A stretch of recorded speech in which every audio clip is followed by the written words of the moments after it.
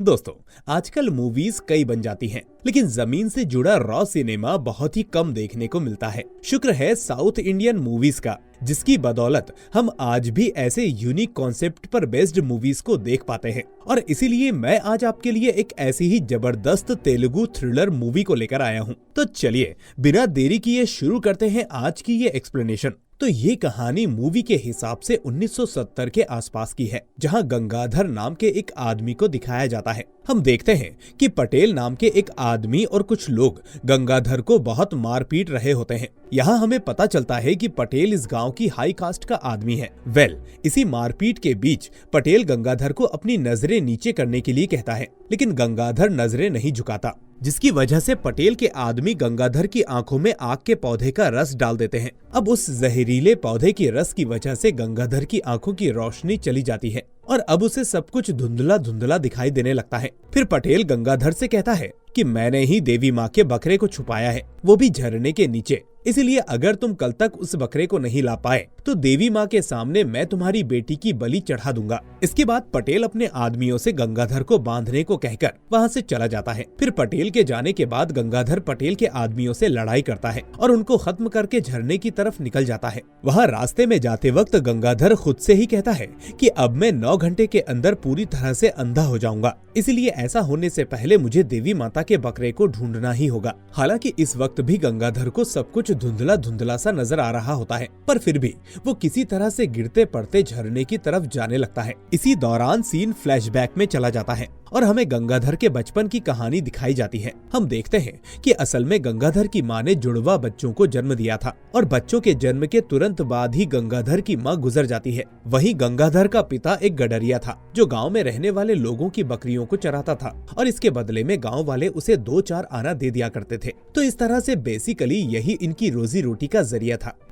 गंगाधर का पिता अपने दोनों बच्चों का नाम छोटा गंगाधर और बड़ा गंगाधर रखता है। फिर हम देखते हैं कि दोनों बच्चों के फ्यूचर पर कोई असर ना पड़े, इसीलिए गंगाधर की मां के गुजर जाने के बाद उनका पिता दोबारा शादी नहीं करता और अपने दोनों बच्चों को अकेले ही पाल पोस कर बड़ा करता है। इस बीच हम देखते हैं कि गंगाधर का पिता अपने दोनों बच्चों को अपने साथ जानवरों को चराने के लिए ले जाता है। अब ये जो गाँव था जिसमें गंगाधर का पिता रहता था, वहाँ सिर्फ 2 ही जातियों के लोग रहते हैं, एक पटेल खानदान और दूसरा छोटी जाति के लोग। और इस गांव से 10 किलोमीटर दूर एक बहुत ही खूबसूरत झरना था, जो आसपास के इलाके में बहुत मशहूर था। लेकिन ये लोग जिस गांव में रहते थे, वहाँ पानी को लेकर काफी प्रॉब्लम थी। करीब 5 सालों से यहाँ बारिश नहीं हुई थी और इसका असर गांव वालों की खेतीबाड़ी पर पड़ रहा था। इसके अलावा कुछ सालों से इस गांव में रहस्यमयी मौतों का सिलसिला भी शुरू हो गया था। शुरुआत में लोग समझ नहीं पाए थे कि क्या हो रहा है। किसी को समझ नहीं आता था कि ये मौतें किस कारण से हो रही हैं। फिर धीरे धीरे जब लोग ज्यादा मरने लगे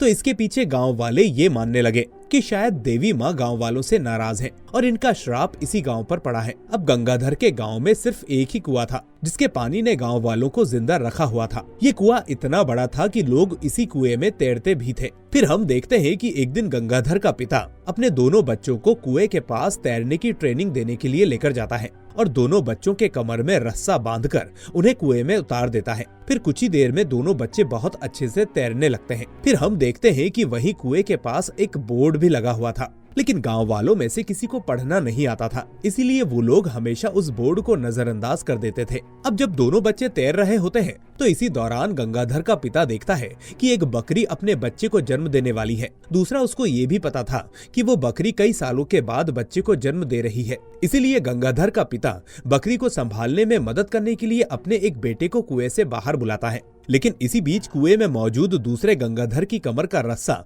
बेलों में फंस जाता है और वो डूबने लगता है। उधर गंगाधर का पिता बकरी के बच्चे के जन्म के बाद उसे लेकर कुएं के पास पहुंचता है, लेकिन तभी वो देखता है कि उसका बेटा मरकर पानी में ऊपर फ्लोट कर रहा है और ये देखकर उसके होश उड़ जाते हैं। अब अपने भाई की मौत का गंगाधर को इतना बड़ा सदमा लगा था कि उसके अंदर पानी को लेकर डर बैठ जाता है और इसी के साथ बाप बेटे दोनों की दुनिया उजड़ जाती है। इसके बाद हम दर्शकों को उस बोर्ड पर लिखे गए अक्षरों को दिखाया जाता है, जिस पर ये चेतावनी लिखी होती है कि कुएं के अंदर बहुत सारी बेलें हैं, इसलिए कुएं में तैरने वाले उनसे सावधान रहें।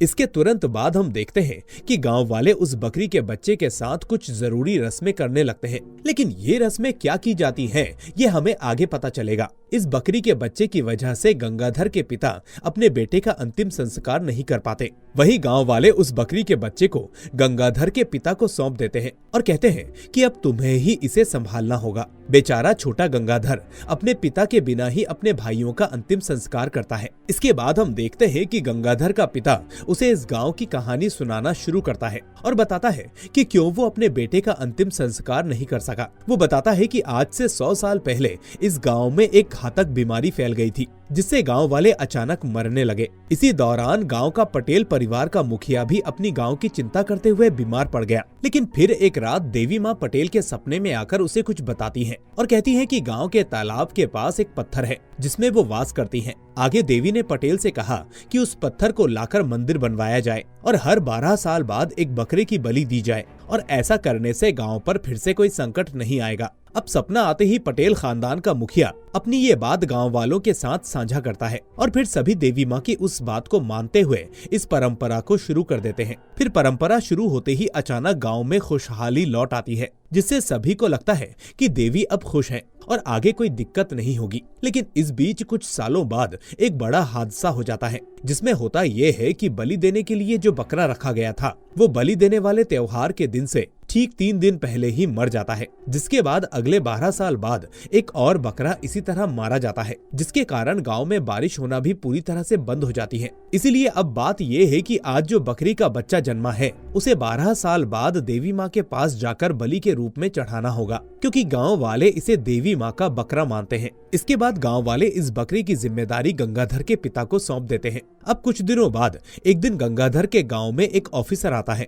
और सभी गांव वालों का ब्लड टेस्ट करवाता है, ताकि ये पता लगाया जा सके कि आखिर गांव वाले किस अनजान बीमारी की वजह से मर रहे हैं। फिर वापस जाते समय वो ऑफिसर गंगाधर के पिता से कहता है कि मैंने कुएं के पास एक चेतावनी वाला बोर्ड लगाया था, क्या तुमने उस बोर्ड को नहीं पढ़ा? इस पर गंगाधर का पिता कहता है कि उसे पढ़ना नहीं आता। तो वो ऑफिसर कहता है कि तुमने अपने एक बच्चे को तो खो दिया, कम से कम अब दूसरे बच्चे को ही पढ़ा लिखा दो। तो ये सुनकर गंगाधर का पिता कहता है कि ठीक है साहब, मैं कोशिश जरूर करूंगा। फिर पहले तो वो इस बात को सीरियसली नहीं लेता, लेकिन उसके मन में ऑफिसर की बात बार बार आती रहती है कि एक बच्चा तो चला गया, दूसरे को नहीं खोना है और उसको कम से कम थोड़ा बहुत पढ़ाना लिखाना है। इसीलिए कुछ दिन बाद गंगाधर का पिता गंगाधर को लेकर गाँव के स्कूल जाता है, लेकिन वहाँ उसे ये बताया जाता है कि स्कूल में सिर्फ पटेल जातियों के बच्चों को ही पढ़ने की इजाजत है और छोटी जाति के बच्चों को स्कूल में नहीं पढ़ाया जाता। अब दिक्कत ये थी कि गंगाधर जिस गांव में रहता था वहाँ सिर्फ एक ही स्कूल था और उस स्कूल में भी सिर्फ एक ही टीचर था, जिसका नाम था दुर्योधन। अब गंगाधर का पिता दुर्योधन से रिक्वेस्ट करता है कि उसके बेटे को भी पढ़ने दिया जाए, लेकिन दुर्योधन उसे बड़ी बेरहमी से जवाब देते हुए कहता है, क्या तुम सुबह सुबह शराब पीकर यहाँ आए हो? भाग जाओ यहाँ से, तुमको पता नहीं कि तुम्हारी जात के बच्चे यहाँ नहीं पढ़ सकते। इस तरह दुर्योधन गंगाधर और उसके पिता को अपने पास भी नहीं आने देता, जिसके बाद गंगाधर और उसका पिता पूरे दिन वहीं बैठे रहते हैं। फिर एट लास्ट ये सब देखकर दुर्योधन को उन दोनों पर तरस आ जाता है। वो उनसे कहता है कि अरे भाई, मेरे हाथ में कुछ नहीं है, सब कुछ उस पटेल के हाथ में है। वो उनसे कहता है कि अगर तुम लोग पटेल से स्कूल में पढ़ने की इजाजत लेकर आ गए तो मैं गंगाधर को पढ़ाने के लिए तैयार हूँ। अब असल में इस गांव में कई पटेल परिवार रहते हैं, लेकिन उनमें से एक पटेल परिवार को गांव वाले काफी ज्यादा इज्जत देते थे, क्योंकि ये परिवार दूसरे पटेल परिवारों से ज्यादा पवित्र और बड़ा था। लोग ऐसा इसलिए मानते थे क्योंकि ये पटेल लोग इतने पवित्र थे कि हर साल देवी माँ इनके शरीर में आती थी और गांव की समस्याओं का समाधान करती थी, और ये परंपरा सदियों से चली आ रही थी। लेकिन अब कई सालों से ऐसा नहीं हो पा रहा था, यानी देवी माँ ने कई सालों से इस परिवार के किसी भी सदस्य के शरीर में प्रवेश नहीं किया था। इस बीच उस परिवार का मुखिया हर साल सज धज कर देवी माँ के मंदिर के पास बैठता है, लेकिन देवी माँ कभी भी उसके शरीर में नहीं आती। अब कुछ दिनों बाद पटेल के बेटे की शादी हो जाती है और सभी उम्मीद करते हैं कि शायद इस बदलाव से कुछ अच्छा होगा, लेकिन शादी के बाद भी कोई फर्क नहीं पड़ता, जिसकी वजह से पटेल अपनी पत्नी को हमेशा मारता पीटता रहता है, क्योंकि उसे भी लगता था कि शादी के बाद बदलाव आएगा। लेकिन यहाँ तो कोई बदलाव नहीं आया। असल में पटेल खानदान के इस वारिस की एक काली सच्चाई है। हमें पता चलता है कि बचपन से ही उसने देखा था कि उसका परिवार ऊंची जाति का है और गाँव वालों को हमेशा उनके नीचे ही रहना चाहिए, क्योंकि उसने हमेशा अपने परिवार के लोगों को दूसरी जाति के लोगों से वैसा ही बर्ताव करते हुए देखा था। लेकिन फिर एक दिन गांव का एक पढ़ा लिखा आदमी जब पटेल के पिता के पास आता है तो पटेल का पिता उसे बहुत रिस्पेक्ट देता है, क्योंकि वो एजुकेटेड था। लेकिन इस लड़के को ये बात बर्दाश्त नहीं होती कि नीची जाति का आदमी उनके बराबर बैठा है। वो यही मानने लगता है कि ये सिर्फ उस आदमी की पढ़ाई का नतीजा है जिस वजह से उसे इज्जत मिल रही है, और इसी कारण से वो पटेल दूसरे गांव वालों को पढ़ने नहीं देता है, क्योंकि उसे ये डर होता है कि अगर गांव वाले पढ़ लिख जाएंगे तो वो जागरूक हो जाएंगे, अपने अधिकारों को जान जाएंगे और फिर पटेल के परिवार के बराबर हो जाएंगे, उनके साथ उठने बैठने लगेंगे, खाने पीने लगेंगे। अब जैसा कि टीचर ने कहा था, इसीलिए एक दिन गंगाधर का पिता अपने बेटे को पढ़ाने की बात करने के लिए पटेल के पास जाता है। वो वहां जाकर पटेल से रिक्वेस्ट करता है कि वो उसके बच्चे को यानी गंगाधर को स्कूल में पढ़ने की इजाजत दे दे। अब ये सुनकर पटेल का दिमाग खराब हो जाता है, लेकिन वो उस वक्त कुछ नहीं कहता। पहले वो गंगाधर से कहता है कि ये पानी लो और जरा उस बकरी के बच्चे पर छिड़काओ। अब गंगाधर का पिता गंगाधर से कहता है कि जैसा ये कह रहे हैं वैसा ही करो, उसके बाद ये तुम्हें पढ़ने के लिए इजाजत दे देंगे। अब गंगाधर अपने पिता की बात मानकर पानी लेकर चला जाता है और इतने में पटेल गंगाधर के पिता को पीट पीट कर जान से ही मार देता है। अब उसी समय पटेल की पत्नी जो कि प्रेग्नेंट होती है, उसे लेबर पेन शुरू हो जाते हैं। इस बीच अब पटेल को ये डर लगता है कि अगर गांव वालों को गंगाधर के पिता की मौत के बारे में पता चला तो वो गुस्से में आ जाएंगे, इसलिए अब इससे बचने के लिए वो एक प्लान बनाता है। इसके बाद वो नाटक करता है कि उसके शरीर में देवी माँ आ गई है और इस बहाने वो गांव वालों से कहने लगता है कि वो लोग कभी पटेल खानदान की बराबरी नहीं कर सकते। बातों ही बातों में वो ये ऐलान करता है कि अब कोई भी गाँव वाला स्कूल नहीं जाएगा और ना ही कुएं से पानी निकालेगा। अगर किसी ने भी ऐसा किया तो देवी माँ उसको नहीं छोड़ेंगी। उधर गंगाधर को अच्छी तरह से पता था कि पटेल सिर्फ नाटक कर रहा है, लेकिन उसके लिए ये साबित करना बहुत मुश्किल था। फिर अगले दिन से गांव के लोग उस बकरी के बच्चे का बहुत ध्यान रखने लगते हैं। अब चूंकि गंगाधर का पिता बकरियों को चराने का काम करता था, इसलिए उसके मरने के बाद अब ये काम गंगाधर को सौंप दिया जाता है। इस तरह बचपन से ही गंगाधर गाँव वालों को ये बात समझाने की कोशिश करता रहता है कि पटेल झूठ बोल रहा है, नाटक कर रहा है, लेकिन कोई भी उसकी बातों पर विश्वास नहीं करता। गांव वाले उसे पागल समझने लगते हैं और इस तरह सालों बीतने के बाद भी गांव में कोई बदलाव नहीं आता। लेकिन इस बीच पटेल के नाटक के बावजूद गांव में लगातार मौतें होती रहती हैं। खैर, फिर एक दिन वही ऑफिसर जो गंगाधर के बचपन में गांव आया था, वापस आकर ब्लड सैंपल्स की रिपोर्ट देने लगता है। वो बताता है कि गांव में हैजा फैल चुका है और वो इससे बचने के लिए गांव वालों को एक पैम्फलेट भी देता है जिस पर हैजा से बचने के उपाय लिखे होते हैं। लेकिन गांव के अनपढ़ लोगों के लिए पैम्फलेट पर लिखी हुई जानकारी कोई काम की नहीं होती, इसीलिए वो इस पैम्फलेट के कागज को अपने निजी कामों में इस्तेमाल करने लगते हैं। खैर, इसी दौरान गंगाधर और पटेल का आमना सामना होता है। यहाँ पटेल गंगाधर को ताने मारता है और कहता है कि मैं जानता हूँ कि तुम्हें सब पता है, लेकिन याद रखना तुम मेरा कभी कुछ नहीं बिगाड़ सकते। ये सुनकर अब गंगाधर गुस्से में उसकी आंखों में आंखें डालकर देखने लगता है, जिससे पटेल को बहुत गुस्सा आ जाता है और वो उसको पीटने लगता है और उसको वहीं ऐसे ही घायल छोड़कर चल देता है। अब डर की वजह से जख्मी गंगाधर की मदद के लिए कोई गाँव वाला सामने नहीं आता, लेकिन उसी समय बुजम्मा नाम की एक लड़की उसकी मदद के लिए आती है और उसके जख्मों पर पट्टी बांधती है, जिसके बाद गंगाधर बुजम्मा पर अपना दिल हार जाता है। अब एक रात बुजम्मा का भाई सीनू अपने दोस्तों के साथ शराब पीकर पूरी तरह नशे में धुत हो जाता है, जिसके थोड़ी देर बाद बुजम्मा वहां पहुंचती है और अपने भाई को घर ले जाने की कोशिश करने लगती है। लेकिन उसी समय एक आदमी बुजम्मा से छेड़खानी करने लगता है, पर इस बीच गंगाधर वहां मौजूद होता है और उसको बचा लेता है। इसके बाद वो दोनों मिलकर सीनू को घर ले जाते हैं। अब रास्ते में गंगाधर बुजम्मा से पूछता है कि उसे कैसे पता चला कि पटेल नाटक कर रहा है। साथ ही वो बुजम्मा से उसका नाम भी पूछता है, जिस पर बुजम्मा जवाब देती है कि वो खुद ही उसका नाम पता कर ले। अब अगले दिन गंगाधर बुजम्मा के दोस्तों को थोड़ा लालच देकर उसका नाम पता कर लेता है। इसी दौरान बुजम्मा भी धीरे धीरे गंगाधर को पसंद करने लगती है और उनकी लव स्टोरी अब आगे बढ़ने लगती है। लेकिन तभी बुजम्मा के भाई सीनू को दोनों की लव स्टोरी के बारे में पता चल जाता है। यहाँ सीनू बुजम्मा को इमोशनली ब्लैकमेल करते हुए कहता है कि गंगाधर तो छोटी जाति का आदमी है, उससे प्यार करना गलत है। इसके बाद वो गांव वालों की सोच और उनके माता पिता की इज्जत की बात करते हुए बुजम्मा को गंगाधर से दूर होने के लिए मना लेता है। इसके बाद अगले दिन बुजम्मा गंगाधर से मिलकर कहती है कि उसका भाई गंगाधर को पसंद नहीं करता, ऊपर से अगर ये प्यार आगे बढ़ा तो उसके परिवार के लिए अच्छा नहीं होगा, इसलिए उनका मिलना इम्पॉसिबल है। अब गंगाधर उसे समझाने की कोशिश करता है और कहता है कि वो उसके लिए कुछ भी कर सकता है। तो ये सुनकर बुजम्मा उसे चैलेंज करती है कि वो या तो उसका नाम कहीं लिखकर दिखाए या फिर कुएं में कूद जाए, लेकिन गंगाधर को तो पढ़ना आता ही नहीं था, इसीलिए वो कुछ नहीं लिख पाता, जिसकी वजह से उसे बहुत अफसोस होता है। और यहाँ उसे अपने पिता की बात भी याद आ जाती है, क्योंकि वो उसकी पढ़ाई के लिए बहुत कोशिश कर रहे थे। अब कुछ दिनों बाद बुजम्मा की शादी किसी और से तय हो जाती है, जिसके बाद गंगाधर वहाँ पहुंचकर बवाल मचा देता है। यहाँ बुजम्मा उसे समझाने की बहुत कोशिश करती है कि उनका मिलना पॉसिबल नहीं है, लेकिन गंगाधर दोबारा कहता है कि वो उसके लिए कुछ भी कर सकता है और इन लोगों की बात ना माने। वो कहता है कि मैं जानता हूँ कि तुम भी मुझसे उतना ही प्यार करती हो जितना मैं तुमसे करता हूँ। इस पर बुजम्मा कहती है कि अगर तुम डरपोक नहीं हो तो इस आदमी को मारो जिसके साथ मेरी जबरदस्ती शादी करवाई जा रही है। अब गंगाधर ये सुनते ही बुजम्मा के दूल्हे की अच्छे से पिटाई करता है, जिसके बाद बुजम्मा फैसला करती है कि अगर वो शादी करेगी तो सिर्फ गंगाधर से। वो अपने भाई से कहती है कि मैं इसीलिए चुप थी क्योंकि अगर मैं गंगाधर से शादी कर लेती और अगर ये डरकर वैसा ही रहता जैसे सभी हैं, तो मेरा इसके साथ शादी करना बेकार हो जाता। लेकिन अब मुझे पता है कि इसके अंदर का डर खत्म हो चुका है, इसीलिए हम दोनों आज ही शादी करेंगे। और इस तरह से अब वो दोनों मंदिर में जाकर शादी कर लेते हैं। फिर शादी के बाद दोनों की जिंदगी खुशहाल गुजरने लगती है और इसी दौरान बुजम्मा प्रेग्नेंट भी हो जाती है। अब गंगाधर खुशखबरी लेकर बुजम्मा के भाई सीनू के पास जाता है, जिसके बाद अब सीनू भी उन्हें एक्सेप्ट कर लेता है। फिर कुछ समय बाद गंगाधर को एक बेटी होती है, जिसका नाम वो सरस्वती रखता है। गंगाधर यही सोचता है कि जिस तरह उसके पिता ने उसकी पढ़ाई लिखाई पर पहले तो ध्यान नहीं दिया,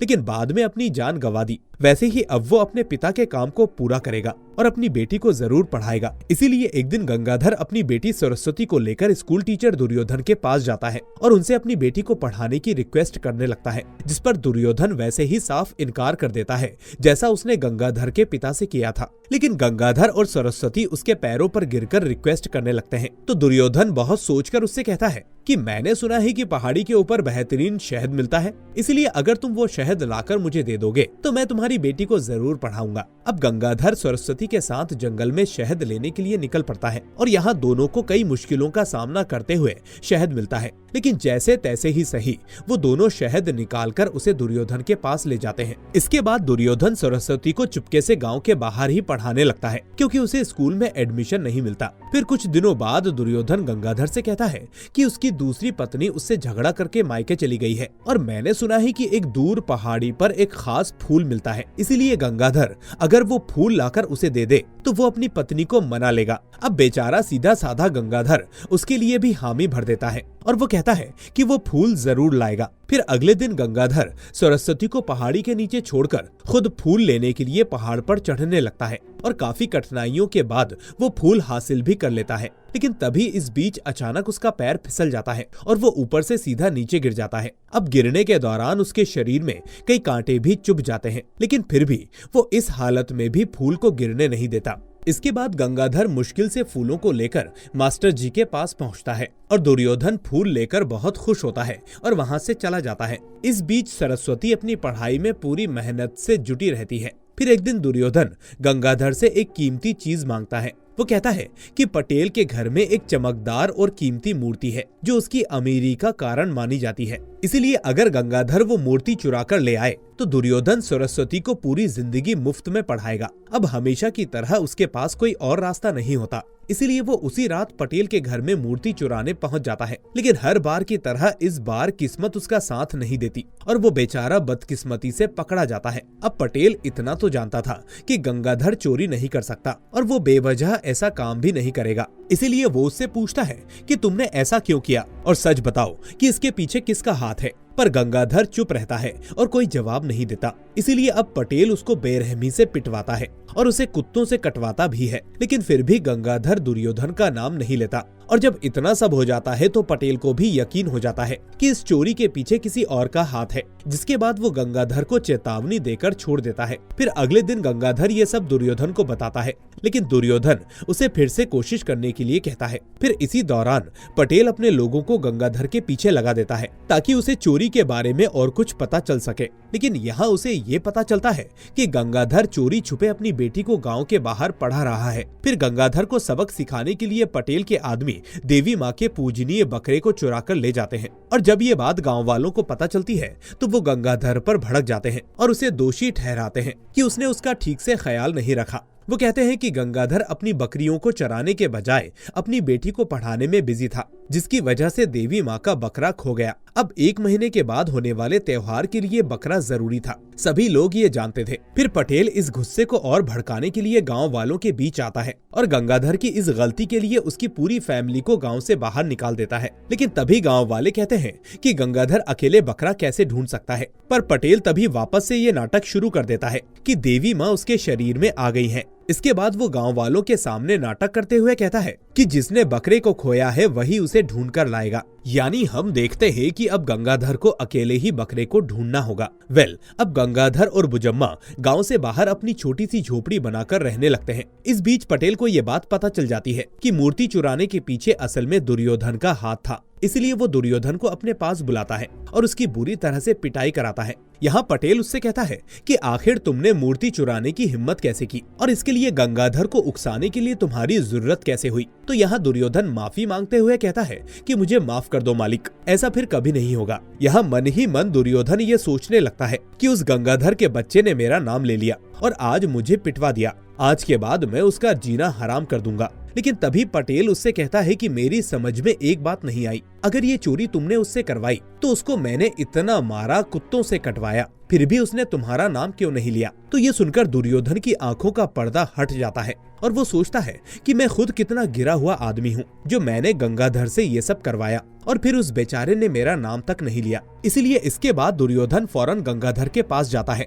और कहता है कि वो उसकी बेटी को पढ़ाएगा और अब वो उसे नीची जाति का नहीं मानता, वो दोनों ही बराबर हैं। यहाँ दुर्योधन गंगाधर से कहता है कि वो जल्दी ही बकरा ढूंढे, क्योंकि अगर बकरा मिल गया तो वो न केवल उसकी बेटी को बल्कि पूरे गांव के बच्चों को पढ़ाएगा। गंगाधर ये सुनकर इस बात से और खुश हो जाता है, क्योंकि अगर बकरा मिल जाता है तो उसकी बेटी के साथ साथ पूरे गांव के बच्चों की पढ़ाई शुरू हो सकेगी। वहीं दूसरी तरफ गांव वाले गंगाधर को कई सारे खतरनाक उपाय सुझाते हैं, जैसे देवी माँ के पास जाकर खुद को 300 कोड़े मारो, त्रिशूल को जीभ में चुभाओ, आग में चलो वगैरह वगैरह। बेचारा गंगाधर इन सभी चुनौतियों को करता है ताकि उसे बकरा मिल जाए या उससे जुड़ा कोई क्लू मिल जाए, फिर भी उसे बकरा नहीं मिलता। इसी दौरान एक दिन पटेल देवी माँ का नाटक करते हुए गांव वालों से कहता है कि बकरा झरने के नीचे है, लेकिन वहां तक पहुंचने के लिए झरने से कूदना होगा। अब गांव वाले जानते थे कि ये झरना बहुत ही खतरनाक है और आज तक यहाँ से कोई भी वापस नहीं आया है। अब गांव वाले गंगाधर को ये बात बताते हैं, जिसके बाद वो ये तय कर लेता है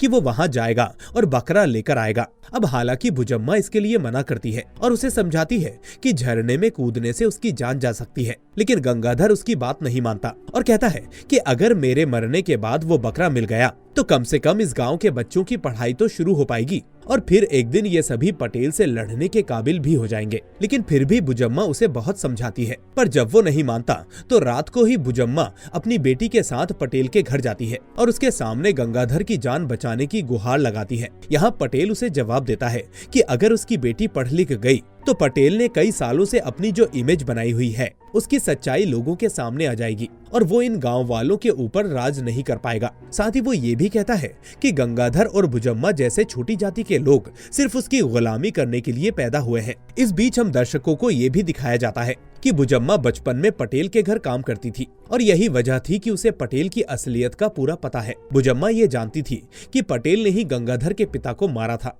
वो पटेल से कहती है कि अगर गंगाधर को ये बात पता चली कि पटेल ने ही उसके पिता को मारा था तो वो पटेल का बहुत बुरा हाल करेगा, क्योंकि जब गंगाधर ने बुजम्मा के दूल्हे को मारा था तो वो कई हफ्तों तक बिस्तर से नहीं उठ सका था। अब ये सुनकर पटेल थोड़ा सा डर जाता है और गुस्से में बुजम्मा के पेट में लात मार देता है, जिसके बाद उसके लोग बुजम्मा को बुरी तरह से मारना पीटना शुरू कर देते हैं। इस बीच गांव के लोग भी वहां पहुंच जाते हैं और चुपचाप ये सब होते हुए देख रहे होते हैं। लेकिन इस बीच कोई भी बुजम्मा की मदद करने की हिम्मत नहीं करता। पर तभी बुजम्मा का भाई वहां पहुंच जाता है और उसे बचाने की कोशिश करता है, लेकिन उसे भी बहुत पीटा जाता है और फिर लास्ट में बुजम्मा मुश्किल से अपने घर लौट आती है। फिर गंगाधर जब उसे ऐसी जख्मी हालत में देखता है तो वो हैरान रह जाता है। बुजम्मा उससे कहती है कि इन जख्मों से कहीं ज्यादा गहरे वो जख्म हैं जो पटेल ने उनकी जाति के बारे में कहे थे। फिर बुजम्मा कहती है कि अब जो भी करना पड़े हमें अपनी बेटी को पढ़ाना ही होगा और उस पटेल को दिखाना होगा। जिसके बाद अगले दिन गंगाधर अपनी बेटी को साइकिल पर बैठाकर गांव की ओर बढ़ता है। अब गांव वाले ये जानकर अपने अपने हाथों में हथियार लेकर गंगाधर को रोकने के लिए तैयार हो जाते हैं। फिर जैसे ही गंगाधर और सरस्वती गांव में दाखिल होते हैं तो गांव वाले उनका पीछा करना शुरू कर देते हैं और गंगाधर पर हमला करने लगते हैं, जिससे गंगाधर बुरी तरह से घायल हो जाता है। लेकिन फिर भी वो किसी तरह से स्कूल के पास पहुंचता है और इतने में एक आदमी उस पर पत्थर फेंकता है जो कि सरस्वती के सिर पर लगता है और सरस्वती के सर से खून बहने लगता है। इसके बाद आसपास कोई अस्पताल ना होने की वजह से गंगाधर अपनी बेटी को सीधे घर ले आता है और उसकी मरहम पट्टी करने लगता है। फिर थोड़ी ही देर में कुछ गांव वाले गंगाधर के पास आकर उसे डांटते हैं और कहते हैं कि तुम्हारा दिमाग ठिकाने पर है या नहीं। देवी माँ ने कहा था कि हम पटेल के खानदान की बराबरी नहीं कर सकते, वरना ये गांव के लिए अच्छा नहीं होगा, लेकिन फिर भी तुम अपनी बेटी को लेकर पढ़ाने चल दिए। क्या तुम्हें देवी माँ का डर नहीं? क्या तुम्हें गांव वालों से मतलब नहीं? अब गंगाधर चुपचाप खड़ा खड़ा ये सब सुन रहा होता है और अचानक इसी बीच सरस्वती उस पैम्फलेट को पढ़ने लगती है जिसके जरिए कुछ दिन पहले ऑफिसर ने गांव वालों को हैजा से बचने के उपाय बताए थे।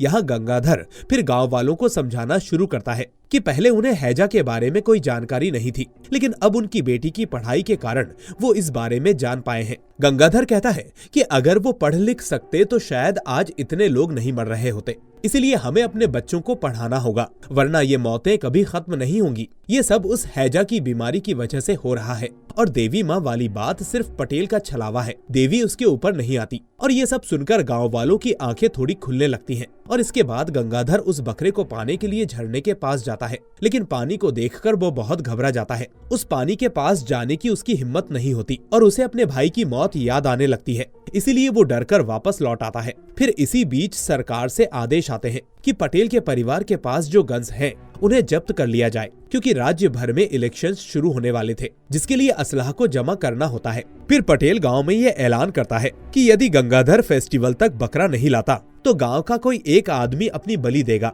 वरना देवी माँ और रुष्ट हो जाएंगी। अब ये सुनकर गांव वाले आपस में झगड़ने लगते हैं, जहां कुछ लोग गंगाधर के पक्ष में होते हैं तो कुछ उसके खिलाफ बोल रहे होते हैं। लेकिन तभी गंगाधर उन्हें शांत करते हुए कहता है कि किसी को अपनी जान देने की जरूरत नहीं है, क्योंकि अगर वो बकरा नहीं मिला तो वो खुद अपनी जान देगा। गंगाधर सभी को ये बताता है कि सब कुछ पटेल की चाल है, लेकिन गांव वाले उसे समझने के बजाय उसे मारने पीटने लगते हैं और उसे एक जगह बांध देते हैं, क्योंकि उन्हें डर होता है कि अगर गंगाधर अपने परिवार के साथ भाग जाएगा तो क्या होगा।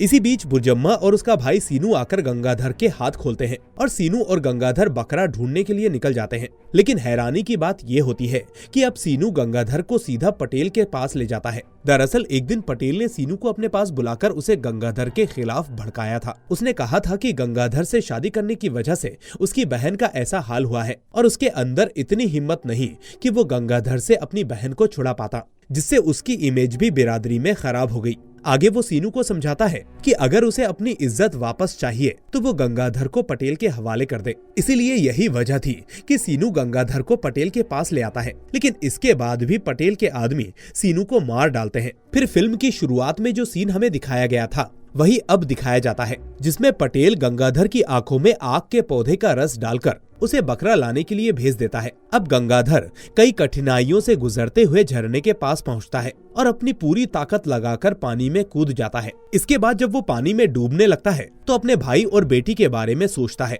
जिससे उसे हिम्मत मिलती है और काफी मुश्किलों के बाद आखिरकार वो किनारे तक पहुंच जाता है। फिर वो उस जगह पर जाकर देवी माँ के बकरे को ढूंढने लगता है, लेकिन उसकी आंखें धुंधली हो जाती हैं और उसे बकरा ढूंढने में परेशानी होने लगती है। लेकिन कुछ समय बाद गंगाधर को बकरा दिखाई दे जाता है, क्योंकि सरस्वती ने उसके पैर में एक लाल कपड़ा बांधा हुआ था, जिससे वो उसे पहचान लेता है। इसके बाद गंगाधर उस बकरे को मंदिर के पास ले आता है, लेकिन तब तक पटेल देवी माँ का नाटक करते हुए सरस्वती को मंदिर के पास खींच लाता है ताकि वो उसकी बलि चढ़ा सके। दूसरी तरफ जब पटेल के आदमी गंगाधर को मारने ही वाले होते हैं तो इतने में बकरे का गला कट जाता है और इस बीच गंगाधर ये देखता है कि पटेल उसकी बेटी का गला काटने वाला है। जिसके बाद सीन यहाँ से सीधा फ्लैशबैक में चला जाता है, जहाँ हम देखते हैं कि जब सीनू गंगाधर को लेकर वहाँ गया था तो बुजम्मा ने गाँव वालों को समझाना शुरू किया था कि गंगाधर सिर्फ अपनी बेटी को नहीं बल्कि पूरे गांव के बच्चों को पढ़वाना चाहता है। इसलिए उसने अपनी जान दांव पर लगाई है। फिर हम देखते हैं कि इस बीच गांव की एक बहुत ही बूढ़ी औरत वहां आती है और सभी से कहती है कि एक बात याद रखो, देवी माँ कभी भी नर बलि नहीं चाहती। उन्होंने कभी भी किसी नर की बलि के लिए नहीं बोला। मैं बचपन से देवी माँ को देखते आ रही हूँ, लेकिन एक बार मेरे पिता ने मुझे कुछ बताया है, इसलिए तुम भी वैसा ही करो। इसके बाद वो गांव वालों से कहती है कि 2 घड़ों में पानी भरकर उसमें हल्दी मिलाकर देवी माँ के सामने रख दो, और अगर सुबह तक हल्दी का पानी लाल हो जाए तो समझ लो देवी माँ नरबली मांग रही हैं। इसके बाद आधी रात को पटेल देवी माँ के मंदिर के पास आकर देवी माँ को चैलेंज करते हुए कहता है कि मुझ में क्या कमी थी जो आपने आज तक मेरे शरीर में कभी भी प्रवेश नहीं किया। अब इत्तेफाक से जब गांव वाले घड़ों को रखने देवी माँ के पास आते हैं तो वो ये सारी बातें दूर से सुन लेते हैं और पटेल की सच्चाई जान लेते हैं। फिर सुबह होते ही पटेल देवी माँ के रूप में नाटक करते हुए मंदिर के पास पहुँचता है ताकि ये साबित किया जा सके कि उसके शरीर में देवी माँ का प्रवेश हो गया है। इसी दौरान फिर जब पटेल खुद को कोड़े मारता है तो इन कोड़ों में लगी हुई कीलों से उसकी स्किन छिलने लगती है, और ऐसा होते ही अब गांव वाले कुमकुम के बहाने उसकी आंखों में मिर्च पाउडर डाल देते हैं, जिसके बाद पटेल मिर्च लगने की वजह से उन हल्दी मिले घड़ों के पानी को अपने ऊपर डालने लगता है। लेकिन पता नहीं कैसे अब उन घड़ों का पानी लाल हो जाता है, जिससे गांव वाले समझ जाते हैं कि देवी माँ नरबली चाहती है। खैर, इसके बाद जैसे ही पटेल सरस्वती की बलि देने ही वाला होता है, तभी अचानक तेजी से बिजली कड़कने लगती है और बादल घिर आते हैं। इस बीच सभी हैरान हो जाते हैं और तभी अचानक एक छोटा सा त्रिशूल उसके गले में आकर चुभ जाता है, और ऐसा होते ही आखिरकार इस गांव में बारिश होने लगती है। लेकिन फिर अगले ही सीन में हमें दिखाया जाता है कि पटेल असल में मरा नहीं, बल्कि वो अभी भी जिंदा है। अब गंगाधर उसे स्कूल में रखकर उसका इलाज करवाता है और पटेल अपनी आंखों से बच्चों को पढ़ते हुए देखता है। वहीं दूसरी तरफ गंगाधर की आंखों की रोशनी चली जाती है, क्योंकि उस आग के पौधे के रस ने अपना काम कर दिया था, और चूंकि गंगाधर को कोई इलाज नहीं मिला था, इसीलिए गंगाधर अंधा हो जाता है। और इसी बीच एक बात साफ हो जाती है कि गंगाधर ने भले ही अपनी आंखें खो दी हों, लेकिन उसने इस बीच पूरे गांव वालों की आंखें खोल दी थी। और इसी तरह ये यूनिक कॉन्सेप्ट पर बेस्ड मूवी यहीं पर खत्म हो जाती है। अब दोस्तों, आपको लगा होगा कि अगर देवी नरबली चाहती थी तो आखिर बिना पटेल के मरे वो बारिश शुरू कैसे हुई? तो इसका जवाब ये है कि जब वो छोटा त्रिशूल पटेल की गर्दन में लगा था तो उसका रक्त देवी के चरणों में जा चुका था, जिससे वो बलि कबूल हो चुकी थी। तो दोस्तों, आपको ये मूवी कैसी लगी मुझे कमेंट में जरूर बताएं। इस वीडियो को लाइक करके अपने दोस्तों के साथ शेयर भी कर दें। साथ ही अगर आप नए हैं तो चैनल को सब्सक्राइब करके नोटिफिकेशन बेल को भी दबा दें। अब मैं मिलूंगा आपसे अगली ऐसी ही शानदार मूवी के साथ। Till then, take care and thanks for watching.